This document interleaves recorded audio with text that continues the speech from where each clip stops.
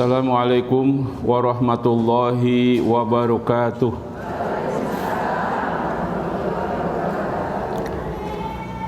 Alhamdulillah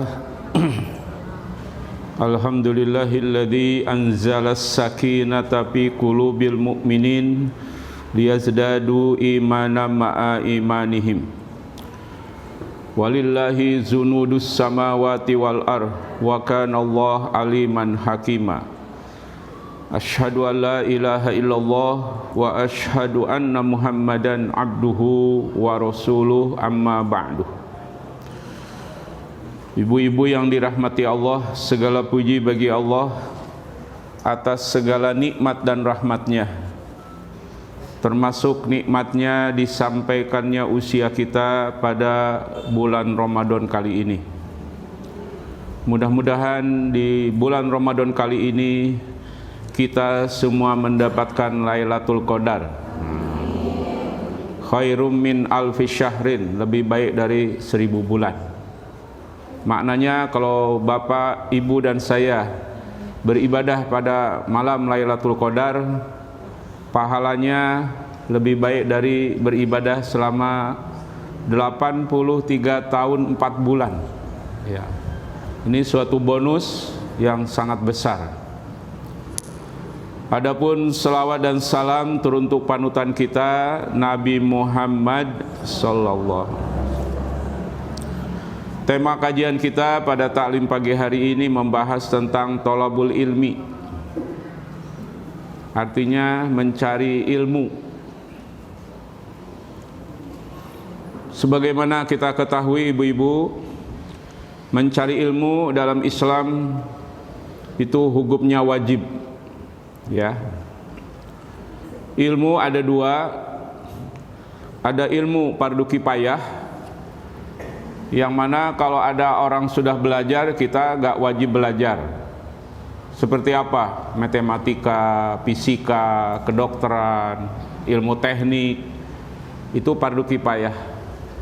Ada ilmu yang fardu ain, yang hukumnya melekat, wajib kita mencari sampai kita meninggal nanti. Ilmu itulah ilmu mengenai Quran dan sunnah. Ilmu mengenai Quran dan sunnah kewajibannya melekat pada diri kita sampai kita meninggal nanti. Sebagaimana sabda Rasulullah, utlubul ilma minal mahdi ilal lahdi. Carilah ilmu yang fardu ain itu, ilmu mengenai Quran dan sunnah, dari buayan sampai liang lahat. Jadi gak boleh berhenti ya Bu, mencari ilmu agama sampai kita meninggal. Oh Pak Ustadz, saya mau berhenti dulu deh taklim. Kenapa berhenti dulu? Saya taklim udah 10 tahun, takut ilmu agama saya luber keluar. Salah apa salah? Mencari ilmu mengenai Quran dan sunnah itu makin dicari makin merasa kurang. Karena kata Allah sendiri, walaupun lautan dijadikan tinta, pohon dijadikan pena, tidak bisa cukup untuk menulis ilmu Allah.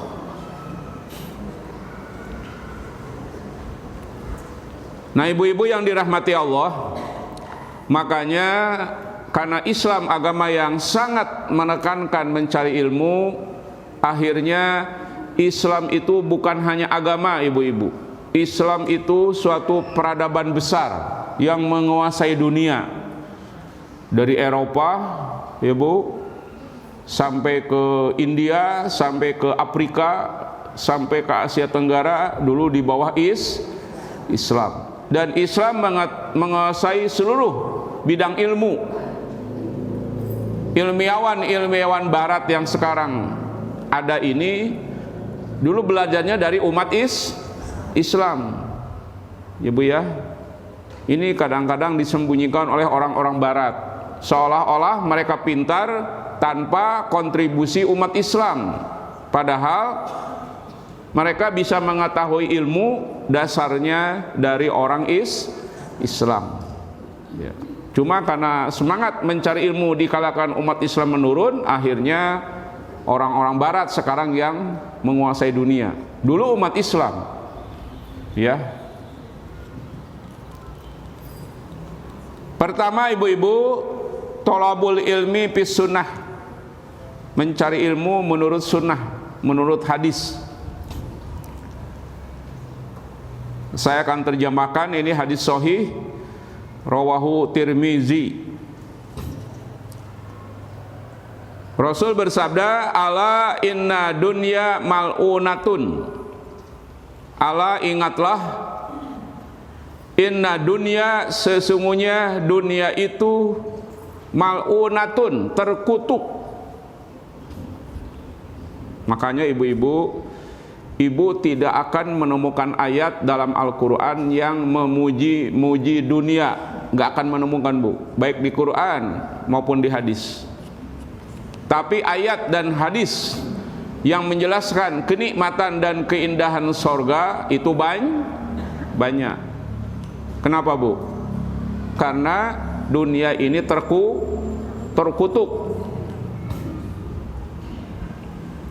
Maka orang yang mengejar-ngejar dunia lupa kepada akhirat, orang yang terkutuk. Walaupun dia pakai dasi, walaupun dia sarjana, walaupun dia orang terhormat, kalau dia hanya mengejar-ngejar dunia, itu terkutuk. Bahkan kata Allah, kal an'am, seperti binatang ternak, balhum adol, bahkan lebih rendah dari binatang ternak. Kita teruskan ya, Bu. Ala inna dunya mal'unatun, ingatlah sesungguhnya dunia ini terkutuk. Mal'unun ma fiha, terkutuk apa-apa yang di dalamnya. Jadi apa-apa yang di dalam dunia terkutuk. Melainkan, baru ada pengecualian. Tidak semua dunia terkutuk ya, Bu. Karena ibu tidak bisa haji umroh tanpa uang, ya. Kita tidak bisa mendidik anak tanpa uang. Kita tidak bisa berdakwah tanpa dunia. Perlu dunia itu. Doa kita saja apa, Bu? Rabbana atina fid dunya hasanah wa fil akhirati hasanah wa qina adzabannar. Jadi walaupun dunia itu terkutuk, gak semua terkutuk, ya, Bu. Saya ulangi dari awal. Ala, ingatlah, inna dunya mal'unatun, sesungguhnya dunia ini terkutuk, mal'unun ma fiha, terkutuk apa-apa yang di dalamnya. Illa, melainkan zikrullah, mengingat Allah. Jadi kalau ada orang suka mengingat Allah, tidak terkutuk. Tapi kalau ada orang tidak ada niat, tidak ada motivasi untuk mengingat Allah, ya terkutuk. Tidak mungkin ada koruptor, dia mengkorupsi kalau dia selalu ingat Allah. Koruptor-koruptor yang orang-orang kaya, bupati, wali kota, menteri, jenderal itu, ya, mereka itu terkutuk karena hidupnya mencari dunia. Akhirnya malu 7 turunan. Tapi kalau orang suka zikrullah, salatnya benar, tidak mungkin jadi korup. Karena di antara hikmah salat, sebagaimana kita ketahui, ya, mencegah dari perbuatan fahsya dan munkar, ya, Bu. Jadi kalau koruptor salatnya rajin, ya, nggak mungkin jadi koruptor. Karena salat itu bisa mencegah orang dari fahsya dan munkar. Illa dzikrullah wa ma walahu, dan apa-apa yang mengarahkan kepadanya. Wa ma, dan apa-apa, walahu, yang mengarahkan kepadanya. Contohnya, kita punya harta. Harta terkutuk sebenarnya, Bu. Banyak orang celaka karena harta. Fir'aun celaka karena hartanya, dan banyak orang-orang celaka karena harta. Tapi kalau dia rajin infak sedekah, tidak terkutuk hartanya. Makanya kata Rasulullah, kita boleh iri pada orang dalam 2 hal. Pertama, kalau orang rajin mencari ilmu agama lalu mengamalkan, ya, Bu, ya. Yang kedua, kalau ada orang kaya rajin sedekah. Jadi kita iri pada orang kaya bukan pada kekayaannya, karena memang dia ditakdirkan jadi orang kaya, ya, Bu. Kita juga kan pengen jadi orang kaya ya Bu? Ada yang pengen jadi orang miskin? Nah, kalau ada orang yang pengen jadi orang miskin, ODGJ, orang dengan gangguan jiwa. Saya juga pengen kaya, tapi kan takdirnya begini aja, terima aja ya Bu. Jadi kita iri pada orang kaya bukan pada kekayaannya, memang takdirnya jadi orang kaya. Kita iri pada orang kaya karena kedermawanannya, boleh iri. Kenapa kita gak boleh iri sama orang kaya karena kekayaannya Bu? Karena kekayaan tidak menjamin kebahagiaan. Banyak orang kaya hidupnya gak bahagia. Ada orang yang hidupnya sederhana bahagia. Ya, maka jangan iri pada kekayaan, karena jaminan kebahagiaan bukan karena Nah, kalau kekayaan bukan jaminan dari kebahagiaan, apa jaminan dari kebahagiaan Bu? Apa jaminan dari Allah kita akan bahagia? Nah, Ibu mah kalau ditanya mulai pelanga-pelongo. Apa? Dzikrullah. Dengan banyak mengingat Allah, hati kita akan bahagia, nyaman, tentram, tidak stres, tidak depresi, ya. Kuncinya bukan harta, ya, tetapi dzikrullah. Setuju tidak? Setuju gak? Kalau nggak setuju saya pulang. Buktinya apa? Buktinya apa? Dzikir bisa memberikan kebahagiaan. Banyak orang di rumahnya susah tidur, sampai di Masjid Baitus Salam nyenyak tidurnya. Betul gak? Salah. Orang usahanya lagi error dibetulkan. Ini kurang dikir ini ya. Dijawab salah, gak dijawab salah kata ibu-ibu. Jadi saya ulangi, ala inna dunya mal'unatun. Ingatlah sesungguhnya dunia ini terkutuk. Mal'unun mafiha, terkutuk apa yang di dalamnya. Illa dzikrullah, melainkan ingat kepada Allah, wa ma walahu, dan apa-apa yang mengarahkan kepadanya. Orang jadi presiden, kalau orang pengen hanya jadi presiden, terkutuk. Tapi kalau orang jadi presiden, dia gunakan kekuasaannya untuk menetapkan syariat Islam, untuk berdakwah, maka jabatannya tidak terkutuk. Pengen jadi sarjana, hanya jadi sarjana aja, terkutuk. Tapi kalau dia pengen jadi sarjana, dengan kepintarannya dia bisa berdakwah, bisa mengajarkan orang, nah itu kesarjanaannya tidak terkutuk. Karena koruptor itu 99,9% itu sarjana Bu. Minimal S1 ya Bu. Minimal itu. Tapi kan ilmunya tidak manfaat, bahkan terkutuk. Ya, jadi kalau orang jadi sarjana dengan kesarjanaannya mengajarkan orang, ya, mengasih tahu orang, kesarjanaannya tidak terkutuk.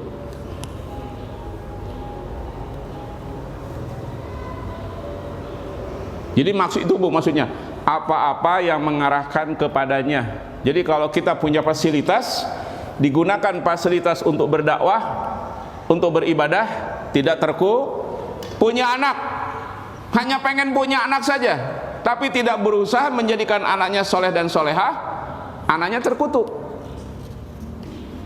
Betul Bu? Tapi kalau kita punya anak, kita berusaha semaksimal mungkin menjadikan anaknya soleh dan solehah, tidak terkutuk. Jadi itu Bu ya, ada pengecualian, tidak semua terkutuk. Wa aliman, dan orang yang alim, orang yang berilmu tidak terkutuk. Kalau ilmunya digunakan untuk ibadah. Tapi kalau ilmunya hanya mencari keduniaan, tidak niat ibadah, terkutuk juga. Makanya ada satu hadis, kalau orang mencari ilmu hanya niatnya keduniaan, dalam hadis itu dikatakan dia tidak mencium bau sorga. Jadi kita mencari ilmu, niatnya dengan ilmu itu kita bisa beribadah, kita bisa berdakwah, maka ilmunya tidak terkutuk. Wa aliman, dan orang berilmu, au muta'alliman, atau orang yang belajar. Kita termasuk yang muta'alliman. Kita insya Allah termasuk orang yang belajar agama. Kita juga tidak terkutuk. Tapi kalau ada orang Islam tidak mau belajar agama, ya terkutuk juga. Ya Bu, apa bahayanya kalau orang beragama Islam tapi tidak mau taklim? Apa bahayanya Bu? Bahaya yang pertama, pasti dia tidak yakin dengan agamanya. Islamnya KTP ya Bu. Ibu dulu kan pernah ke pondok binaan saya di Ciranjang Cianjur ya Bu. 3 desa murtad, ingat gak? Kenapa mereka murtad? Tidak yakin dengan Islam. Karena hasil survei mereka adalah Islam KTP, Islam tapi nggak mau belajar Jadi orang Islam yang tidak mau belajar agama, pasti dia tidak yakin dengan agamanya. Tapi kalau orang Islam rajin thalabul ilmi, nyawa sekalipun rela dikorbankan untuk agama, nyawa sekalipun. Ya, ini ada orang karena ya keduniaan, pergi pagi pulang malam, gila kerja, workaholic, tapi tidak sholat. Nah, terkutuk orang itu, walaupun dia sarjana, walaupun jabatannya mentereng, direktur dan lain-lain. Karena dengan ilmunya dia hanya mencari dunia, sedangkan dunia ini terkutuk. Jadi Rasulullah pernah jalan dengan sahabatnya melewati jembatan, lalu di bawah jembatan ada bangkai kambing yang kurus, yang busuk, yang telinganya sudah terpotong. Kata Rasulullah, wahai sahabatku, maukah bangkai kambing itu? Kata sahabat, tidak mau ya Rasul, dunia lebih hina dari itu. Nah, ya Bu, dunia lebih hina dari itu kalau dia memang hanya mencari dunia. Makanya kalau ibu dan saya di usia kita ini masih punya ambisi keduniaan, celaka Bu. Di usia-usia kita lebih fokus kepada akhirat ya Bu, tanpa meninggalkan Tapi kalau di usia kita masih ambisi keduniaan, bahaya ya. Karena dunia ini terkutuk. Setuju gak Bu? Saya kira kita setuju ya Bu, di usia-usia kita ambisi kita, keinginan kita, obsesi kita cuma satu ya Bu, pengen husnul. Setuju gak? Atau jangan-jangan ibu-ibu ada yang pengen jadi artis? Ada Bu? Terlambat Pak Ustadz katanya. Atau ada yang pengen jadi anggota dewan? Pengen jadi wali kota? Enggak ya Bu? Di usia kita ambisi yang harus dan wajib ada dalam diri kita setiap detik, pengen husnul khotimah. Karena sekaya kita ya, ada orang yang lebih kaya. Kenapa banyak orang stres Bu? Kenapa sekarang banyak orang stres? Karena fokusnya mencari dunia. Kata Allah sendiri dalam surat 57. Coba ibu buka surat 57 ayat 20. Dari awal sampai akhir ayat itu mengutuk-ngutuk dunia Bu. Surat 57 Al-Hadid ayat 20, Allah sendiri dalam ayat itu dari awal sampai akhir jelek-jelekin dunia, tidak memuji dunia. 57:20.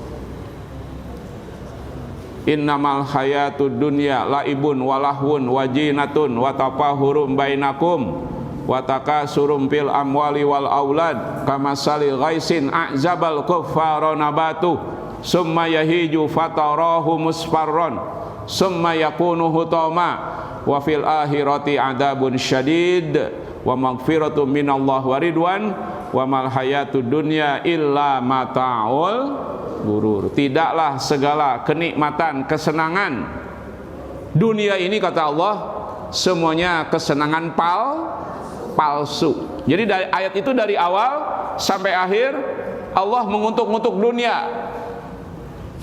Ya. Makanya kalau orang fokusnya mencari dunia, ya terkutuk. Karena Allah sendiri yang menciptakan dunia, Allah sendiri sebagai Al-Khaliq, Maha Pencipta yang menciptakan dunia. Allah sendiri telah menginformasikan kepada kita seluruh kesenangan dunia itu kesenangan palsu.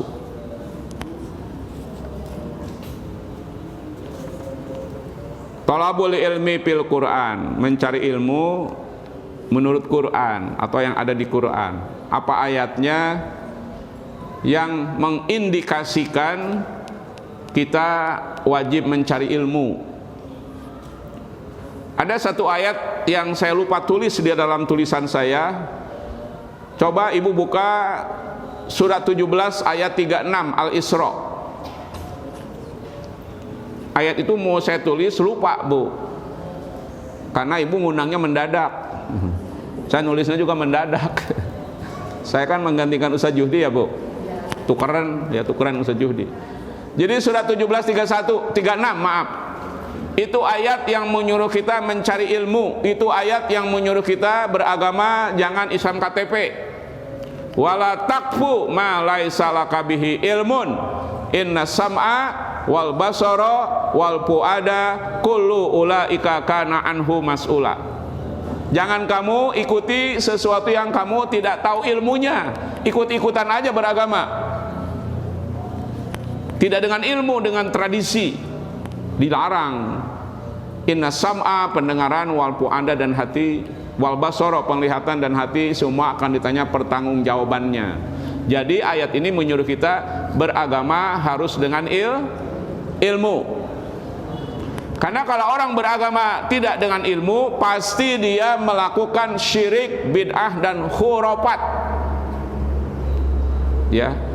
Orang yang beragama tanpa ilmu, dia tidak bisa membedakan mana batil, mana hak, mana bid'ah, mana sunnah, mana syirik, mana tauhid. Dia gak tahu. Kenapa gak tahu? Ya gak belajar.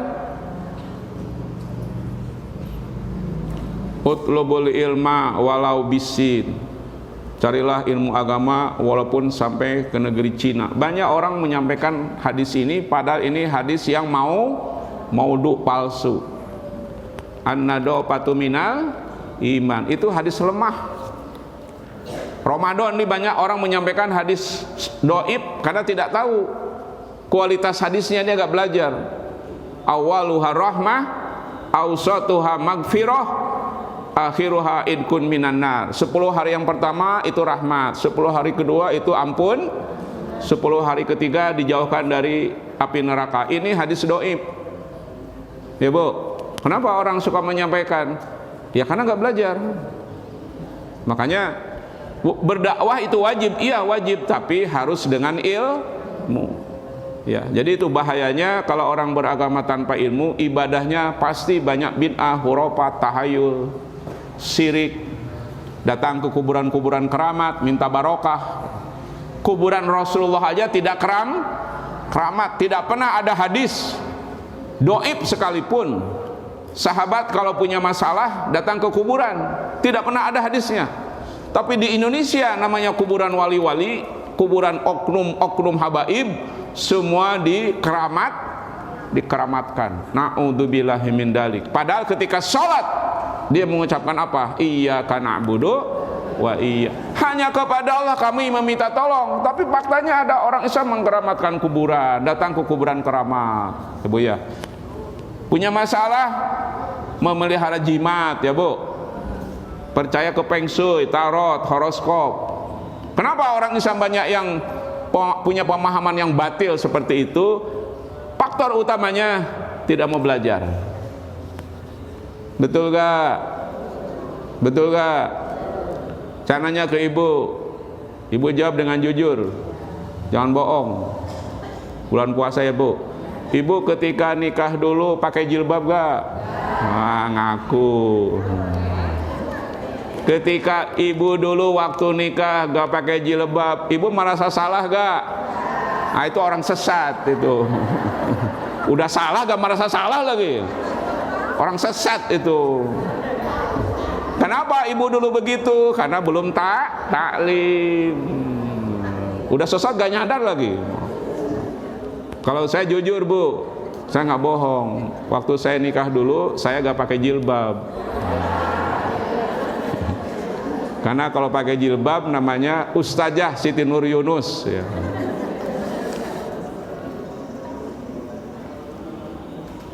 Ibu dulu ketika ABG, kan waktu itu belum ada IG ya Bu, belum ada Facebook. Ketika ibu buat apa status, pakai bintang nggak?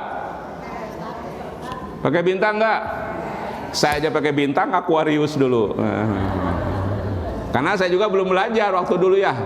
Perbintangan itu haram, syirik, ya, nggak logis. Karena ketika orang menghubungkan tanggal lahir dengan bulannya, ada ramalan asmara ya Bu, ramalan karir, lamaran jodoh, itu semua urusan Allah, bukan urusan bintang. Jadi kayaknya kita semua perlu tobat nasuha semua. Karena waktu ABG dulu suka naruh bintangnya apa.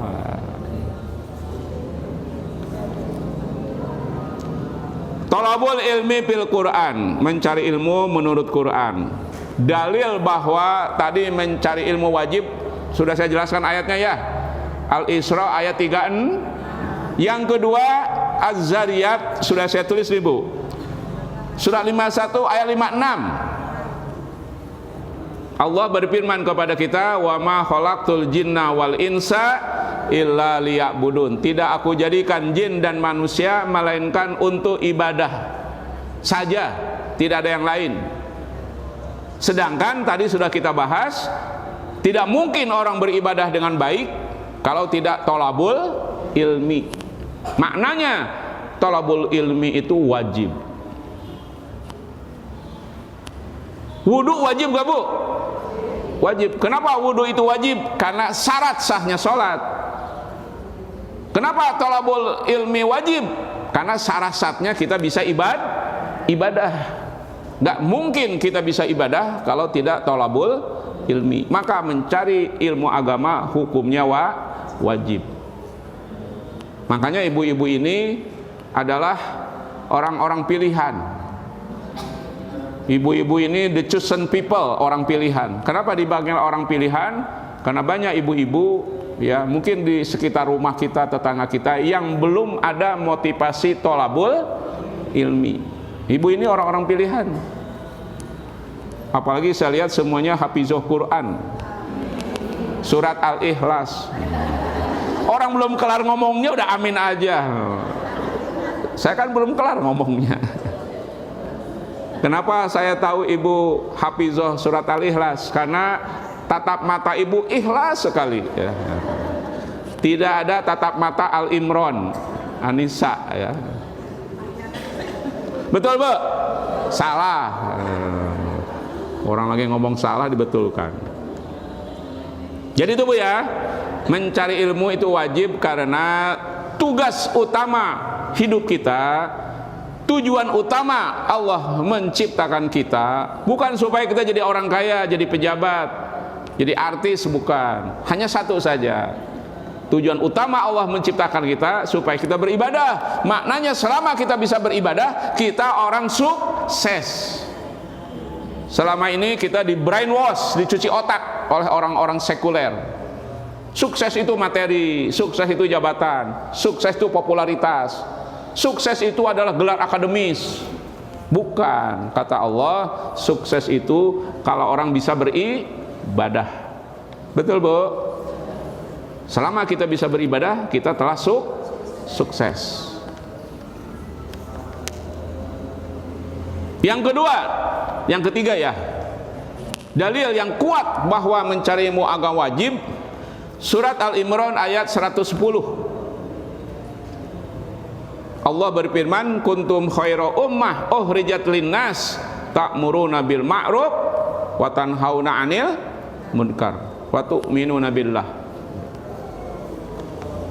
Jadi tujuan Allah menciptakan kita ada dua saja ya Bu. Pertama supaya kita ibadah, yang kedua supaya kita bisa berdakwah.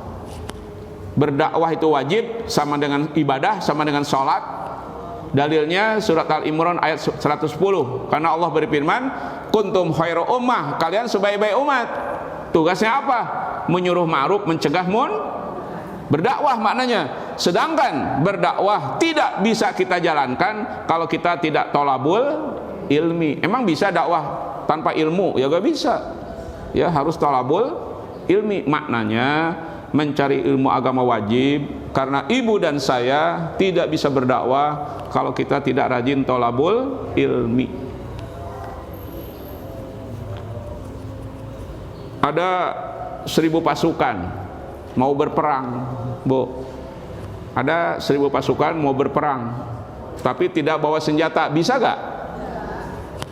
Ya tidak bisa. Sama juga, ya kita disuruh berdakwah, tapi ibu dan saya tidak tolabul ilmi. Dakwah apaan? Apa yang mau disampaikan ya Bu? Jadi maknanya mencari ilmu itu wajib mutlak, tidak ada keraguan, karena tugas kita ya yang kedua dalam hidup ini berdakwah. Makanya Bu, ibu tahu gak Bu? Bu tahu gak? Ya belum dikasih tahu. Kita berhasil jadi seorang orang tua kalau anak kita sudah bisa beribadah dan berdakwah. Beribadah doang nggak dakwah, gagal kita jadi orang tua. Karena tujuan Allah menciptakan manusia itu hanya dua, beribadah dan berdakwah. Kalau hanya ibadah doang tapi tidak dakwah, gagal. Ya. Apalagi ada sebagian pendapat, dan saya setuju, kegagalan kita jadi orang tua diantaranya kalau tidak ada di antara anak kita yang hafiz Quran, Bu ya. Itu tanda seorang orang tua gagal dalam mendidik anaknya. 3 ya Bu, tidak bisa ibadah, tidak bisa berdakwah, atau kita tidak tekankan kepada anak kita untuk jadi hafiz dan hafizah Quran. Ya. Oh Pak Ustadz, anak saya sudah besar, kan saya baru taklim sekarang. Arahkan ke cucu ya Bu. Kalau anak sudah besar, ya tidak bisa dakwah, tidak jadi hafiz dan hafizah Quran, cucu ya Bu, arahkan cucu ibu ya jadi anak yang hafiz dan hafizah Quran. Oh cucu saya juga sudah besar Pak Ustadz, caranya mudah, ibu suruh suaminya kawin lagi. Nanti anak dari istri yang muda ibu jadikan hafiz dan hafizah. Setuju tidak? Oh kaget saya, diserang satu majelis taklim saya. Harusnya setuju ya Bu, harusnya.